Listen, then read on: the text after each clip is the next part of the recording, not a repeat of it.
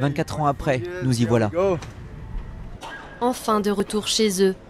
Ang Nangou et ses collègues avaient fui la Birmanie après le soulèvement populaire de 1988, réprimé dans le sang. Depuis, exilés, ils militaient pour le changement. Mais avec la récente vague de réformes, ils n'ont plus peur d'être arrêtés. Je suis bouleversé, totalement bouleversé. J'ai vu ma mère et ma famille. Je n'ai rien pu faire pour ma famille pendant les 24 dernières années.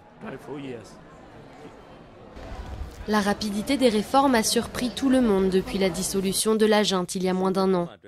La chef de file de l'opposition, Aung San Suu Kyi, qui a passé 15 ans en résidence surveillée, est désormais candidate pour un siège de député. Et des centaines d'autres prisonniers politiques ont été libérés. Une situation qui laisse entrevoir une levée des sanctions occidentales et une relance d'une économie à l'agonie.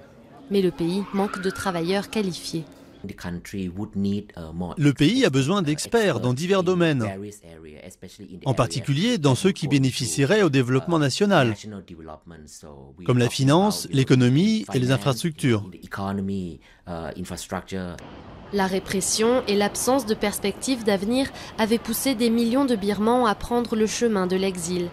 Plus récemment, de nombreux étudiants ont choisi Singapour, où une partie des frais d'inscription à l'université leur sont offerts s'ils restent travailler après leur diplôme. Mais désormais, beaucoup veulent rentrer chez eux. Tous ceux qui travaillent ou étudient dans un pays étranger devraient rentrer. Je veux vraiment rentrer et faire partie du changement, du développement de notre pays.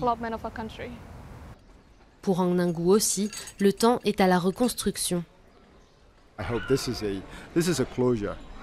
J'espère que c'est la fin des problèmes. Un catalyseur pour une réconciliation à plus grande échelle.